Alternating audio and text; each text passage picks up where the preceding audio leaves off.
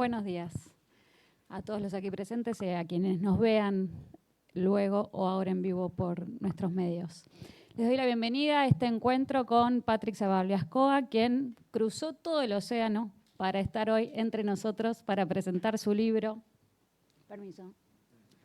Audiovisual Translation, que, como bien les dije, está a la venta en la librería, lo pueden comprar hoy y lo pueden seguir comprando a lo largo del tiempo, porque lo vamos a seguir teniendo a la venta.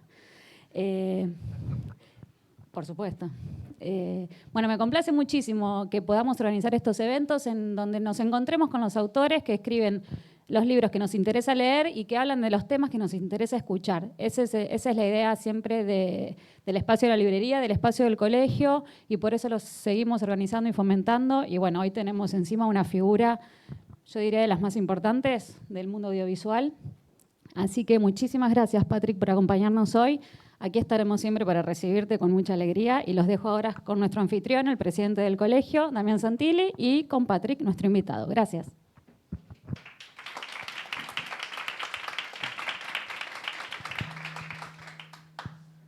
Cualquier cosa, Cris, vos me avisas. Bueno, buenos días, bienvenidos, bienvenidas. Quiero decir antes que nada, estamos ahí, digo algunas cosas poco útiles. No, mentira. Mientras se ajusta todo, bueno, muy bien. No, quería decir que, y esto es importante tenerlo en cuenta, esta es la presentación oficial del libro de Patrick, Audiovisual Translation. Tuvo que venirse hasta Argentina para que le hiciéramos una presentación oficial. Nada de presentaciones oficiales en la UPF, ni nada de eso, ¿no? Barcelona, bueno, no. Buenos Aires, Argentina. Así que para nosotros es un placer haber podido organizar, bueno, los talleres que además tuvimos esta semana, pero sobre todo la presentación del libro, que es, bueno, un regalo que le hacemos a Patrick, pero para nosotros es un regalo que Patrick esté acá. Así que bueno, gracias a todos los que vinieron. Hoy sábado a la mañana estar acá. Habla muy bien de ustedes que quieran escuchar sobre teoría de la traducción. Bueno, no vamos a hablar de teoría de la traducción tanto, pero bueno, un poco sí. Bueno, yo voy a comenzar esta presentación con una anécdota que es del año 2016, que es de la segunda vez que lo veía a Patrick en un contexto. El contexto era un congreso de traducción audiovisual, obviamente. Y era la pregunta clave, digo, ¿dónde están tus libros, Patrick? ¿Dónde puedo leer un libro de Patrick Zaballiascoa? Y se me quedó mirando y dice, no tengo ningún libro publicado. O sea, un autor que tiene cientos de papers y ha editado, sí, o sea, aparecen tapas de libro, pero como editor en un montón de libros. Pero esta es su primera obra como autor 100%, que es una obra que, bueno, en realidad es una relectura de sus artículos, de sus teorías, con muchas cosas nuevas, también con una reivindicación de artículos escritos hace muchas décadas, así que un poco de eso vamos a hablar hoy. Bueno, quiero empezar con algo que tiene que ver un poco más que nada con la actualidad de lo que vivimos en la traducción y en el mundo en general, que tiene que ver con, bueno, escribir un libro sobre traducción audiovisual en general cuando hay tantos cuestionamientos sobre la profesión, el futuro y demás. ¿Cuál es el valor hoy en día de esta obra? ¿Cuál consideras que es el valor? Bueno, primero quiero dar las gracias al colegio por invitarme y a la gente que está aquí hoy por estar aquí. No sé si se me ve en la cara, pero estoy emocionado y profundamente agradecido por esta oportunidad. Y esto es, como es el primer libro que he escrito y a lo mejor el último, pues lo estoy disfrutando a tope. y agradezco muchísimo, ya digo, que hayáis sacrificado un sábado por la mañana, que se pueden hacer tantas cosas pues para ir aquí. Realmente lo valoro y lo agradezco.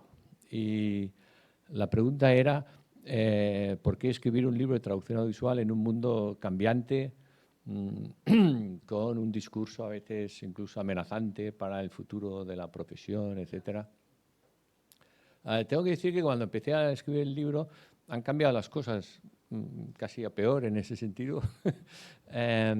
Y sin embargo sí que me influyó un poco. Veréis que en el libro no se habla mucho de cosas de actualidad y de tecnologías específicas o software específico, porque era muy consciente que estas cosas son pasajeras. Y entonces, si dedicas un capítulo o varios a hablar de la oferta que hay ahora en determinado tipo de software, tenía claro que eso iba a estar caduco enseguida. Entonces, el libro está enfocado a invitar al lector a hacer reflexiones sobre la traducción audiovisual, intentando trascender un poco el tiempo y las contingencias de cada momento. A lo mejor es una aspiración demasiado grande. Todos los libros, o la mayoría, quedan caducos en algún momento, y más si son manuales. Pero la voluntad es que, que lo que se diga en este libro pueda perdurar. Y en ese sentido está enfocado un poquito más a cuestiones de conceptos. No quiero decir teorías porque la gente sale corriendo, pero digamos conceptos, ¿de acuerdo? De qué es la traducción audiovisual, cómo puede ser, independientemente de que haya un tipo de tecnología en un momento dado o en otro, ¿no? O sea y otra cuestión que me preocupa mucho es la relación entre la traducción audiovisual y otros tipos de traducción. Es decir, el intento es traer la traducción audiovisual al redil de otras formas. Para mí la traducción audiovisual, hay que decirlo, es traducción, y hay que decirlo porque hay gente que lo cuestiona y no lo ve exactamente como traducción, como podría ser, yo que sé, la traducción jurídica o la traducción literaria incluso. Para mí sí. Y es precisamente los retos que supone afirmar y demostrar cómo es traducción, afecta cómo se ve todo tipo de traducción. Y en ese sentido espero y deseo que el libro sea de utilidad no solo para aquellos que específicamente les gusta la traducción audiovisual, sino la traducción en general, para ver cómo pueden aprender de la traducción audiovisual a ver su propia forma de traducción de otra manera también. No sé si es muy ambicioso o pretencioso, pero ese es un poco lo que me motivó. El enfoque de cada capítulo, quiero dar algo a la gente que no necesariamente vaya a traducir textos audiovisuales. A menudo solés decir que en tus charlas, en las clases, que lo que buscas o lo que sentís que es necesario responder es qué es la traducción en general, no, antes de empezar a pensar en todas las demás cosas, pero como el nombre del primer capítulo es qué es la traducción audiovisual y la mayoría de los que estamos hoy acá es lo que hacemos y lo que más nos interesa, y si bien no es habitual hablar del libro, pero bueno, no puedo no tenerte acá y pedir que nos expliques un poco cosas, así que bueno, ¿qué es la traducción audiovisual? La traducción audiovisual es una etiqueta equivocada. Yo llevaba décadas intentando promocionar la idea de la traducción de textos audiovisuales. Y doy un ejemplo. La traducción científica también es una etiqueta equivocada, en el sentido que nadie traduce científicamente. La manera correcta de decirlo sería la traducción de textos científicos. ¿Sí? Entonces, la traducción literaria, hay dos opciones. Y las dos son de traducción de textos literarios. Pero aquí sí que puede existir traducción literaria, en el sentido de que el traductor, la traductora, aspira a producir literatura mientras traduce. Pero no toda la traducción de textos literarios tiene esta aspiración. ¿Sí? Entonces aquí hay que distinguir entre la traducción literaria de textos literarios y la traducción no literaria de textos literarios. No sé si me explico. No. Entonces, bueno, en mi tesis doctoral de 1993 ya lo decía, porque me interesaba poner el enfoque en la idea de texto, en la manipulación y la transformación de textos. Y creo en la traducción audiovisual porque creo que el texto audiovisual es un texto, es lo primero que hay que decir. Y bueno, entonces en mi tesis ya puse que el audiovisual era un tipo de texto y que era traducible, ergo, cualquier cosa que se dijera sobre traducción con aspiración a tener una validez para toda la traducción, tenía que tener en cuenta la traducción audiovisual, que hasta entonces pues, se habían tenido en cuenta solo otro tipo de textos muy concretos. Pero digamos que se puso de moda o no, fue una fuerza irrefrenable, que la gente hablaba de traducción audiovisual y al final he cedido y como está en el título, ¿no? Pero entonces en el primer capítulo... Tengo que decírtelo porque yo te lo dije en su momento, pero toda la vida diciendo traducción de textos audiovisuales y cuando vas a escribir un libro lo llamás Audiovisual Translation. Así que bueno. Bien, pero bueno, lo único que puedo decir en mi defensa, que tampoco es una defensa muy buena, es que el título me lo impusieron prácticamente. Porque, es un título, digamos, que normalmente, como sabéis, a los académicos nos gusta poner títulos muy largos, con traducción audiovisual con 2 puntos y luego dar más pistas de qué va. Y claro, traducción audiovisual, parece que resuelva el mundo de la traducción. Yo no estaba muy contento, pero me dijeron, no, es que es una serie de manuales de traducción y este tiene. Entonces, por ahí estoy inocente. Entonces, ¿qué es la traducción audiovisual? Pues es la traducción de textos audiovisuales. Entonces, la siguiente pregunta es, ¿qué es un texto? ¿Y qué es la traducción? ¿Y qué es el texto audiovisual? Que son las preguntas que respondo en el primer capítulo. ¿De acuerdo? Ahora vamos a ir hablando, no de todos, porque bueno, la idea es que se compren el libro y lo lean, pero una de las cosas que vos hiciste en este libro, como decía yo en la introducción, es, bueno, ver tus teorías desde un principio y bueno, ver cuáles necesitaban por ahí algún tipo de actualización y cuáles no. Y si querés podemos empezar con la de prioridades y restricciones, que ahí te sentiste reivindicado o no. Sí, en el sentido que prioridades y restricciones viene de mi tesis doctoral, también de 1993, y digamos sí que me he sentido reivindicado en el sentido que no he leído nada en la literatura que diga, la teoría de Patrick Suave-Ascoa no se sostiene de ninguna manera, y ya son 30 y muchos años. Y como dije en la clase de máster ayer, incluso con nuevos avances como la inteligencia artificial y el chat GPT que funciona a partir de poner prompts, ¿no? De poner indicaciones, digo, pero si esto se parece muchísimo a lo que yo decía hace 35 años conceptualmente de establecer prioridades. Entonces, las prioridades, para que la gente más moderna lo entienda, sería poner prompts. Y yo ya lo escribía como prioridades en los años 90. Sí. Que en esa en particular no hubo alguna de las otras cosas que sí sentiste que dijiste, bueno, aprovecho esta oportunidad para llevar algo a la actualidad. No, a ver, ¿no? sí, bueno, el capítulo de prioridades y restricciones obviamente es algo que a mí está muy cerca de mi corazón.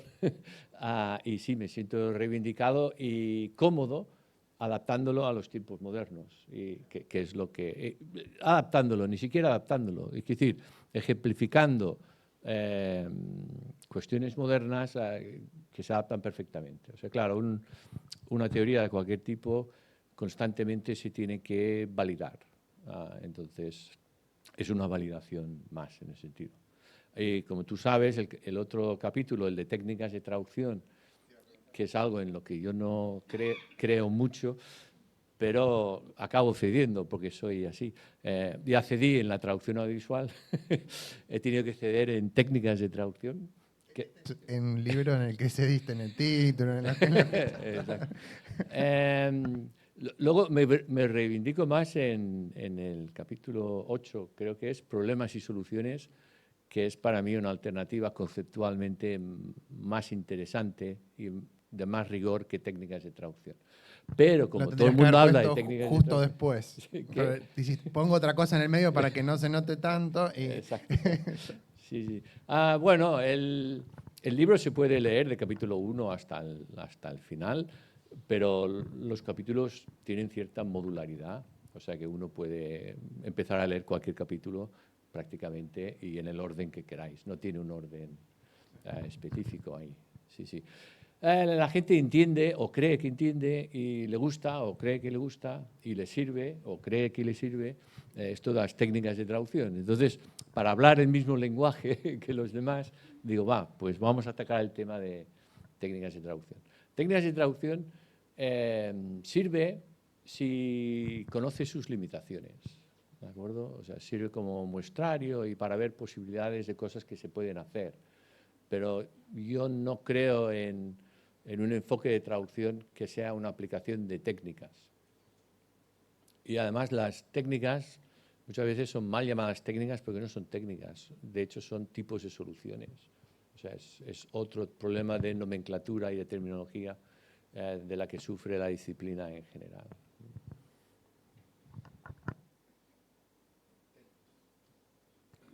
Creo que te lo tendría que haber preguntado antes, pero bueno, como estamos ahí, te lo aprovecho a preguntar ahora, pero esta pregunta ya te la había hecho en su momento, de para qué público, porque sabemos que hoy en día, bueno, con los avances de tecnología, más que nunca, ya no es que uno dice, bueno, hago cualquier cosa dentro de traducción visual, ¿no? Un día hago subtítulo, otro día doblaje, otro día, qué sé yo, audiodescripción.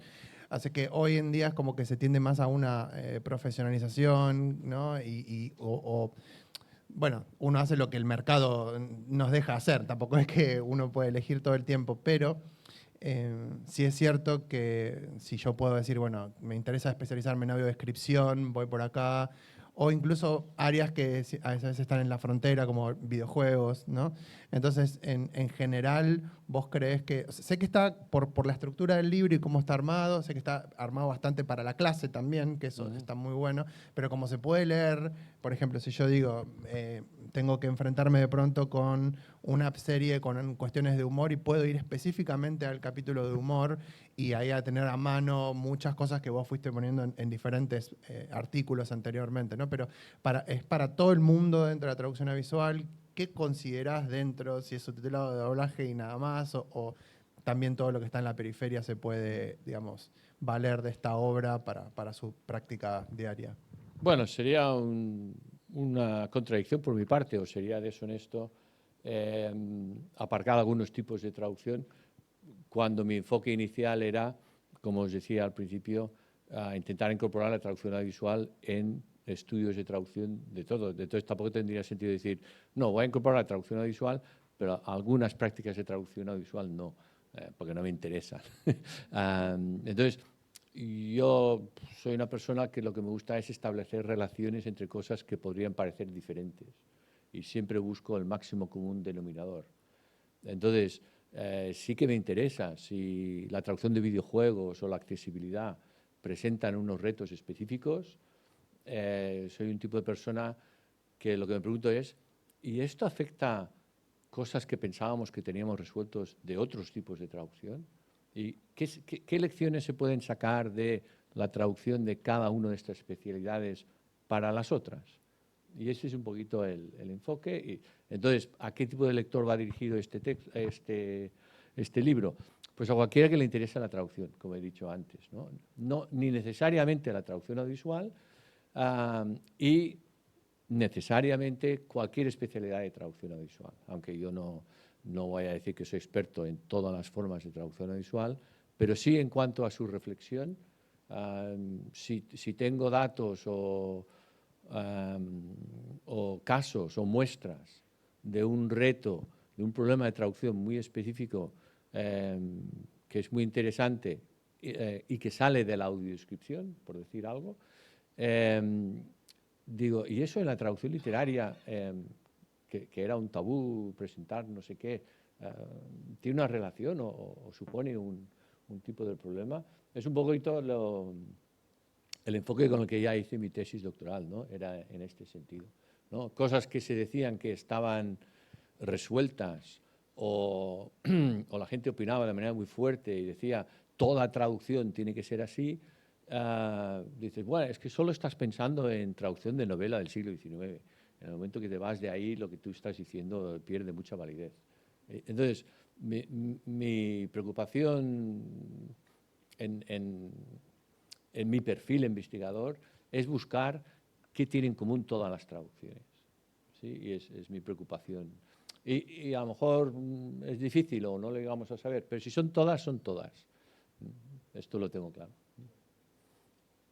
En su momento te pregunté, dentro de traducción visual, videojuegos en tu especificación lo dejaste aparte, pero no sé si fue Sí, pero no propósito. por excluirlo, sino porque a lo mejor pues, tenía menos ejemplos y no es un terreno en el que yo pueda decir que soy experto, ni mucho menos. Pero bueno, acabo de dirigir una tesis que era sobre videojuegos y era un poquito al revés. El hombre que hizo esta tesis doctoral, digamos que se aprovechó de todos los conceptos míos y los datos que tenía. No, está bien, que lo reconoció. Pero digamos que lo que me reivindica, lo que valida, es que no encontró nada que dijera, pues este modelo no funciona.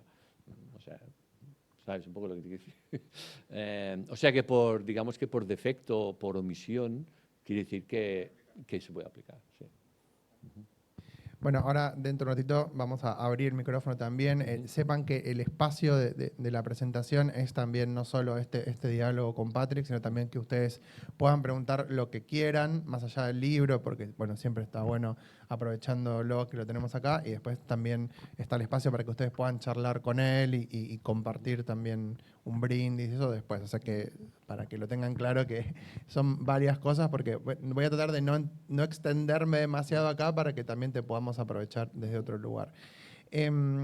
Ahora después me quedan dos preguntas, pero vamos a empezar con la que se relaciona con algo que dijiste hace un rato, que por ahí es tu último libro. Pero me llama la atención que cómo resumiste todos los de humor, ¿no? Que por tanto tiempo se te reconoció también específicamente por eso, y que yo creo que no te lo tomes por favor como un pedido, porque vos siempre te lo tomás todo muy a pecho, pero yo creo que admite otra obra aparte, ¿no? Pero ya desde una mirada de la traducción, no desde la traducción audiovisual, me parece, porque creo que también ahí siempre es otra cosa que todo el tiempo es, porque bueno, Patrick traducción audiovisual, pero yo creo que estoy convencido de que te falta marketing desde el punto de vista de la traducción en general. Para mí eso es un teórico de la traducción, como bien vos planteás ahora. Entonces, ¿cómo resumiste todos esos conceptos de humor y si tenés, por ahí no planeado, pero se crees que es un tema que requiere mayor profundidad que un capítulo nada más en un libro? Bueno, el mundo académico universitario tiene sus miserias y sus cosas, y uno hace lo que puede, ¿no? Y sí que, bueno, es verdad que flojeo mucho en el tema de marketing, pero me di cuenta hace unos años que la gente me conocía básicamente como especialista en traducción del humor. Y como había trabajado en otros temas, no es que me supiera mal, me llena de orgullo, obviamente, que la gente me reconozca y valore lo que he hecho de traducción del humor, pero quería de alguna manera apartarme y que me reconocieran por otros méritos también. Y digamos que no lo he conseguido del todo. Entonces, hay mucha gente que sigue diciendo, Patrick, que es el de la traducción del humor. Y vale, pues. Bueno, entonces se pero cuando viene llegó el libro Humor in Translation. Exacto. Bueno, edité uno con Martínez Sierra, que era eso. Entonces, este libro, que como tú muy bien has dicho, en una dimensión, es verdad que aporta cosas nuevas, pero también esa reivindicación de trayectorias mías, y la de humor es uno, no podía dejar no incluir un capítulo sobre la traducción del humor. Y por otro lado, pues era muy difícil resumir todo en un capítulo. Tenía una limitación de número de palabras impuesto por la editorial, que me salté ampliamente, pero tampoco puedes ¿no? Saltártelo más.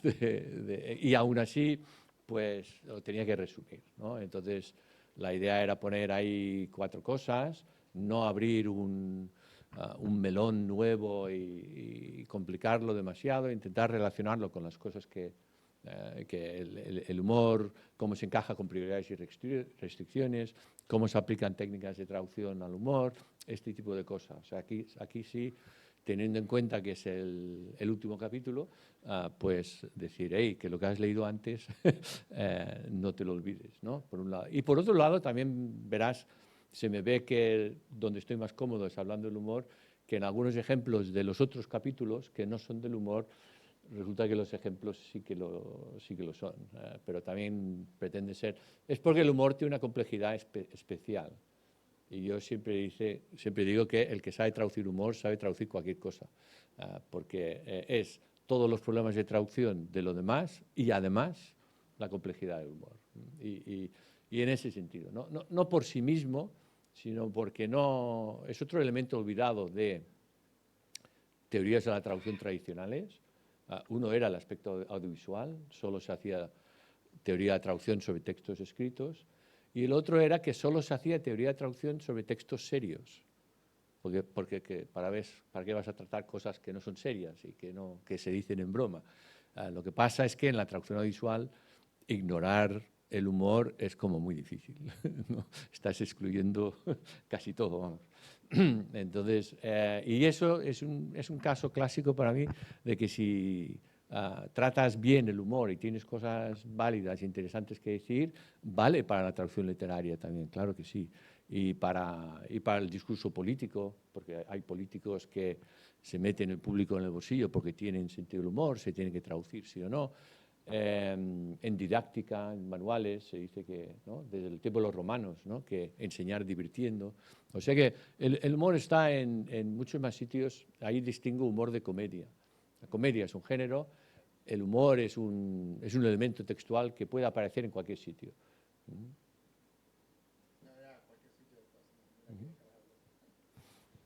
Bueno, a mí, yo te lo había comentado, pero no es por nada particular, pero uno de los capítulos que me gustó es el de los personajes, ¿no? Entonces, creo que una de las cosas que más me gustan es la riqueza que tiene en cuanto a la posibilidad de la enseñanza en el aula y del trabajo eso, que puede ser en traducción literaria o en traducción audiovisual en general o en cualquier otro género. ¿Querés contarnos un poquito de ese capítulo en particular? Sí, algo que no he dicho y aprovecho esta pregunta para decir, es que el libro, aparte de intentar dirigirse a cualquiera que le interese la traducción, aunque no sea necesariamente audiovisual, eso incluye tanto ficción como no ficción. Entonces aprovecho los capítulos que van sobre narrativa, que creo que es la 7, y el de caracterización de personajes para decir que en relatos periodísticos, políticos, históricos, también se trabaja una narrativa y también se construyen personajes. Entonces, esto no es una característica específica de la ficción, ¿no? Entonces, los personajes históricos y políticos que conocemos, los conocemos a través de gente que se dedica a, digamos, a retratar este personaje, ¿no? No sabemos cómo son los celebrities en su vida real, o igual ni ellos mismos se conocen, pero bueno, ese es otro problema. No sé si me explico, ¿no? Entonces, esto se ve, por ejemplo, en algunos cines que son medio documentales. Si conocéis a Michael Moore, por ejemplo, que hace Bowling for Columbine, pues él dibuja un retrato del presidente de Estados Unidos, de George Bush, ¿no? Entonces, ¿todo es real? Sí, pero construye un personaje. Obviamente, si vemos otra película de George Bush hecho por alguien más afín a él, el personaje será muy diferente.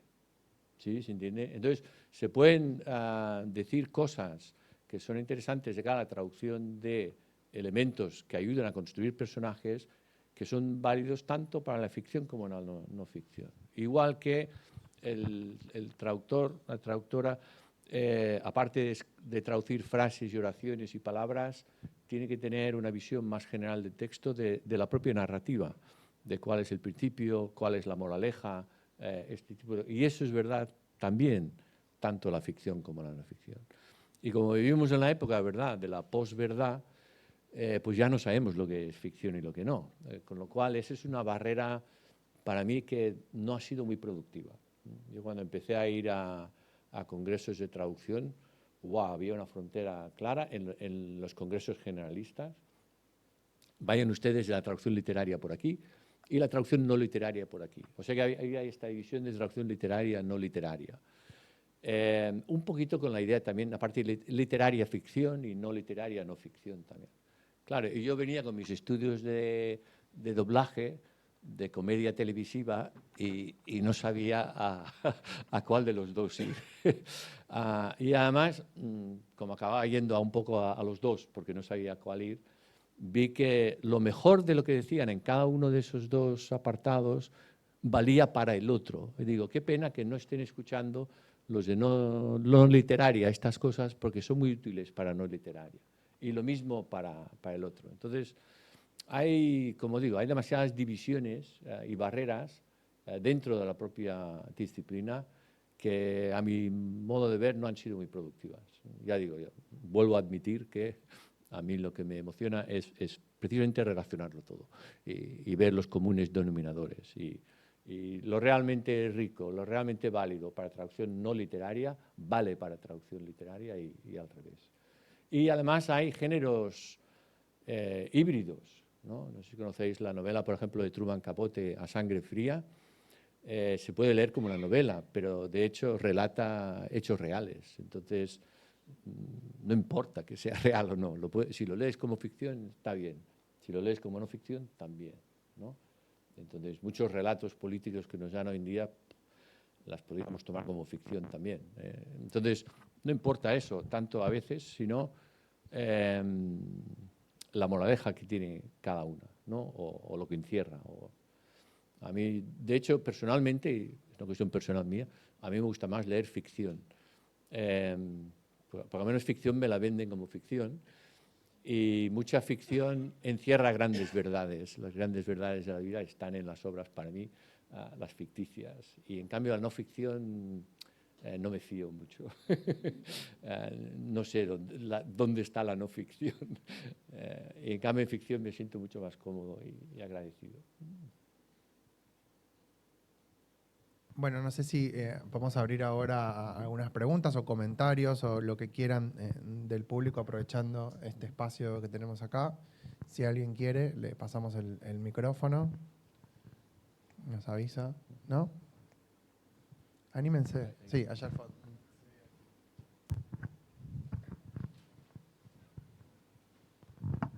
¿Qué tal? Quería saber algo de lo que empezaron a hablar, que es por qué sentís que hoy en el 2025, que todos estamos atravesados por lo audiovisual y que todo el mundo tiene un celular y mira videos constantemente, que aún hay que reivindicar la traducción de textos audiovisuales como una traducción válida e importante.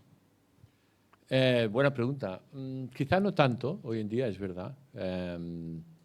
Pero bueno, yo cuando empecé sí que había que reivindicarlo.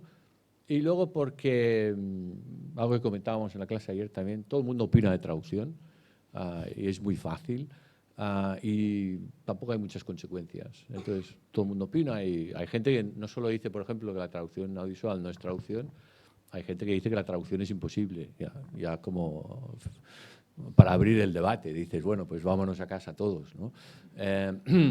Pero sí que es una pregunta que creo que hay que darle respuesta. Hay que darle una respuesta sosegada, meditada, reflexionada, no entrar en una discusión de bar de, no, pues para mí sí, no, para mí no. Y entonces ahí no avanzas, ¿no? En cambio, en el momento que sí que admites que la traducción audiovisual es traducción, ya digo, tiene efectos retroactivos sobre las demás formas de traducción, creo yo. Entonces, por ejemplo, en novela puedes empezar a distinguir entre novela, donde el elemento verbal es casi lo único que hay, pero también es verdad que hay novelas que están publicadas donde el elemento paraverbal, la tipografía, a lo mejor, por ejemplo, ¿cómo se llama? En Alicia de las Maravillas, las ilustraciones son muy importantes, las primeras ediciones, todo este tipo de cosas. O vimos, por ejemplo, que se puede encontrar algún libro en línea, un poquito pirateada, digamos, y aparece sin ninguna cursiva. Y en cambio, si ves la edición auténtica, está lleno de cursivas con un propósito muy específico. Entonces, esa idea de que en traducción visual hay que estar atento a la entonación, por ejemplo, de los actores, o en subtitulación a la grafía y esas cosas, puedes volver a la novela y demostrar que hay cosas así también, y así en muchas otras. Por lo que tiene de oralidad, pues hay muchos puntos de interés entre traducción audiovisual e interpretación, por ejemplo. El tema de accesibilidad es transversal a traducción audiovisual, a traducción museística y a muchas otras. O sea que hay vasos comunicantes por muchas vías diferentes. Y como he dicho antes, estas separaciones como entre traducción literaria, no literaria, aunque la traducción audiovisual no es traducción, alguien me tiene que convencer que ese tipo de división es productivo, sirve para algo. O sea que yo le daría la vuelta a eso. Y decir, si dices que no lo es, ¿por qué no? ¿Qué ganas diciendo que no? No sé si responde a tu pregunta. Sí.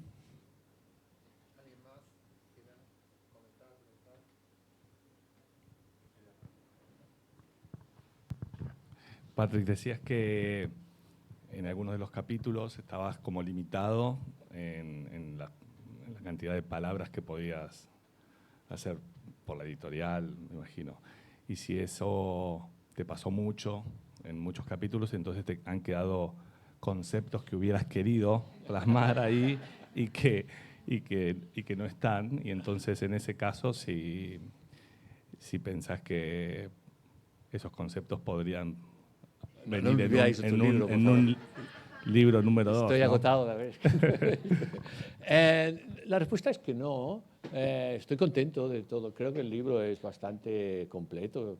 No hay ningún libro que sea perfecto y lo tenga todo. Pero dicho esto, alguien me dijo desde el cariño que le había gustado mucho el libro y tal, pero era denso. O sea, quiere decir que como manual, como libro de texto, sí que puede resultar que a lo mejor otros libros de texto tienen, digamos, menos chicha, se puede decir así, menos contenido, pero más explicado y más. Yo, al no querer renunciar a nada, sí que a lo mejor puede dar la impresión de que viene una frase, hay un concepto, a la otra frase hay otro concepto, y a lo mejor si hubiera tenido más palabras, no habría metido más conceptos, pero a lo mejor hubiera metido más ejemplos, y hubiera intentado clarificar más algunas cosas. Corre quizá un poquito el peligro de dar por supuesto alguna cosa, lo admito. Entonces, al final de cada capítulo hay otras lecturas por si te interesó el tema o no lo acabaste de entender, puedes ir aquí y allá, hay ese tipo de referencias. Al principio, cuando me ofrecieron escribir este libro, querían que tuviera una página web también, para meter todo lo que no cabía. Y mientras yo iba escribiendo, ellos se olvidaron, al final entonces me dijeron, cuando iba a salir el libro, ¿qué ponemos aquí detrás? Porque ya lo tenían escrito de hacía meses y hacía alusión a una página web que iba asociado a... la página web. Pero como ya era tarde, digo, wow, se siente. Entonces, lo único que os diría es que creo que tampoco es una tarea automática ni fácil recomendar los títulos que hay al final. Y ahí hay trabajo también, aunque no me parezca, y sí que animaría que al que le interese determinados temas o de cada capítulo, pues creo que las referencias que hay al final de cada capítulo sirven para... Y algunas de ellas he intentado que, como son de artículos míos y no gano dinero yo con esto, pues están en acceso abierto y tampoco van a tener un coste adicional. O sea que, aunque el libro no tenga página web, digamos que tiene enlaces de web, digamos, de alguna manera. No sé si contesta tu pregunta. Sí, muchas gracias. Sí que el libro quizás sí que dé lugar a algún artículo nuevo, porque sí que introduce algún concepto que puede resultar hasta polémico o necesitado además. Por ejemplo, he introducido el concepto de T3, tradicionalmente la traducción se basa en pasar de un texto a otro, y entiendo que, sobre todo en traducción audiovisual, pero también se puede hacer la conexión con otros, el traductor no siempre trabaja con un solo texto, sino que puede trabajar con otros.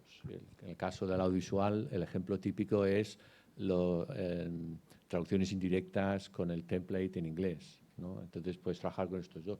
Entonces, claro, como soy, digo, y esto se puede aplicar a otros casos. Le podemos dar un nombre, se puede conceptualizar Y entonces eso está un poco... está presentado el concepto aquí en este libro, en primicia, ¿no? El que tenga este libro pues será el primero en verlo, pero probablemente tenga que defenderlo en futuros artículos o lo que sea.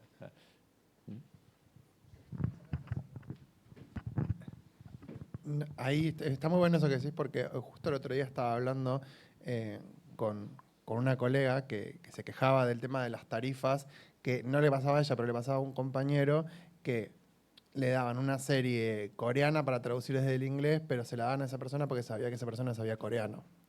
Entonces, ¿qué pasaba? Que si muchas veces la traducción se hacía desde el inglés al español, sin que alguien tuviera un conocimiento del idioma coreano, que era el T1, ¿cuál sería en ese caso el T1, el T2 o el T3, ¿no? Entonces, y ya se está dando esta práctica de que uno dice, si yo no sé nada de coreano, bueno, no existe ese texto, yo hago este T1, T2, pero si sí sé sobre ese idioma, o casos más ridículos que, por ejemplo, Guillermo contaba mucho de que se traducía del catalán al inglés para traducir después ahí al español. Entonces, que bueno, que yo creo que sí, para expandir. Sí, sí, tal cual. O sea que, claro, cuando tengo conceptos, me gusta que por lo menos haya por lo menos un ejemplo en la realidad. Entonces consulté con Guillermo y me dijo y me venía al pelo. Y además es muy curioso porque se ve como algunas cuestiones no tienen un valor absoluto, sino que depende quién las use. Entonces, por ejemplo, si yo estoy traduciendo una película coreana mediante el inglés, es lo que se llama traducción indirecta. Entonces, en realidad traduzco del inglés al castellano, porque el coreano no lo sé, pero eso está en función de cada traductor, cuánto coreano sabe. ¿Sí? Entonces, no, si lo das a un coreano, por ejemplo, se va a apoyar en coreano. Pero probablemente va a tener que ver el inglés, porque como el inglés mediatiza o hace la plantilla de cara al otro, e incluso como tienes dos versiones, para sacar una interpretación te puede ir bien ver, ¿no? cómo lo han hecho. Entonces, las dos funcionan. Pero igual que el concepto de L1 y L3, lo más probable es que hay uno de los dos que manda, ¿no? Como si dijéramos. Entonces hay el texto principal y luego hay otros. En caso de traducción literaria, por ejemplo, como Shakespeare escribía obras de teatro, las escribía no para publicarlas, sino para los actores, vamos. Entonces hay mucha polémica de cuál es la versión la buena. Entonces, algunos traductores de obras de teatro de Shakespeare trabajan con más de una versión. O sea que tampoco es un concepto que yo he propuesto aquí como T3, pero como práctica no es novedosa. De hecho, lo que hacemos en teoría precisamente es eso, es intentar recopilar casos de la realidad y ponerles nombre y ver las relaciones. No decir a la gente cómo tiene que traducir, sino ayudarles a ver que, por ejemplo, desde el punto de vista de un traductor, a veces piensan que todo el mundo es como su propia experiencia personal. Y ahí sí que la utilidad de decir, hey, cuidado, que tus circunstancias de trabajo, hay mucha otra gente que tiene circunstancias muy diferentes. Y si eso te inspira o te ayuda a buscar otras posibilidades de traducción, mejor. No es más que eso. Bueno, ¿sí?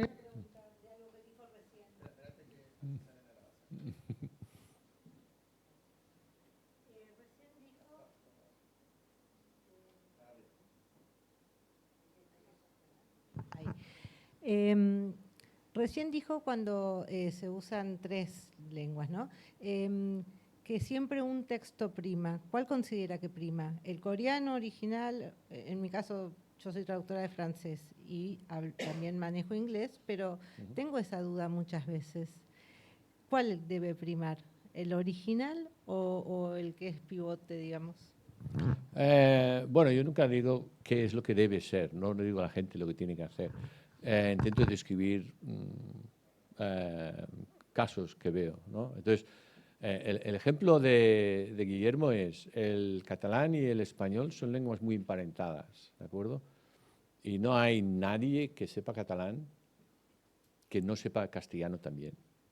Entonces, parece un poco de risa que les den a traducir algo de Netflix, digamos, del catalán al castellano y le den la plantilla en inglés como lengua intermedia.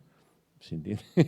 Pero bueno, como operan así industrialmente a todo, este tipo de cosas no los miran. Entonces, claro, uno podría decir, va, pues me han dado el inglés, voy a traducir del inglés. Pero si sé catalán, parece una barbaridad no beber de esa fuente, ¿no? Entonces, como hemos dicho, no se trata de la definición del texto, sino de las características de quien traduce. ¿Sí? Entonces, en tu caso, que lo desconozco, pero creo que dependerá del grado de francés que tú conozcas. Si tienes que traducir de francés a castellano mediante el inglés, pero sabes más francés que inglés, quizá el texto principal en el que te apoyas, el T1 tuyo, será el francés. Pero para el mismo encargo, para otra persona que sabe más inglés y casi no sabe francés, su T1 va a ser el inglés, ¿no? Que es diferente de L1, L2 y L3, porque L1, L2 y L3 son las lenguas de la traducción, donde L1 y L2 están definidos como la lengua principal del texto de partida y L2 la lengua principal de la traducción. Y eso no depende del traductor en el sentido de que pues es contar palabras, ¿no? Si hay más palabras en una lengua, esa lengua será la principal y ya está. ¿Sí? Bueno, te agradecemos mucho por la presencia, por la visita, por este espacio. Como decía hace un ratito, bueno, ahora es el momento... Ah, tenemos regalos también, más regalos. Bueno. El momento de la firma de libros y después de firmar algunos ejemplares para quienes hayan traído o hayan adquirido. Ah, quería decir esto, que con esta idea del conocimiento y demás, bueno, Routledge no regala los libros, pero acá lo estamos vendiendo al costo todos los libros, así que eso ténganlo presente, porque a veces Virginia, en tanto que ama a la librería, igual que Marty, parece que estamos como queriendo lucrar y la realidad es que no, incluso a veces terminamos perdiendo. Entonces, pero porque la idea nuestra con esto y con otras obras que tenemos en la librería es también esto, distribuir el conocimiento de una manera, ¿no? Pero bueno, también después, además de la firma, tenemos quédense, más o menos la idea es que esto termine dentro de una hora porque tenemos un brunch o algo así y un brindis para después de la charla y de la firma del libro. Gracias de nuevo, Patrick, por estar acá. Un honor haber sido la persona que presenta este libro con vos. Gracias.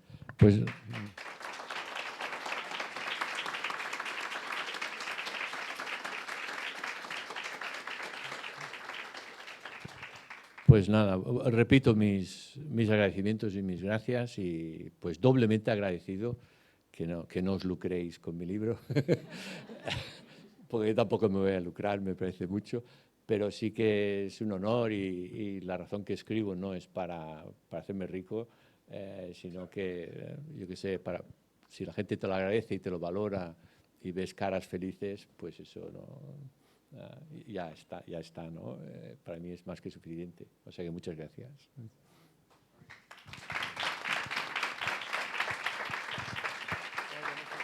Regalito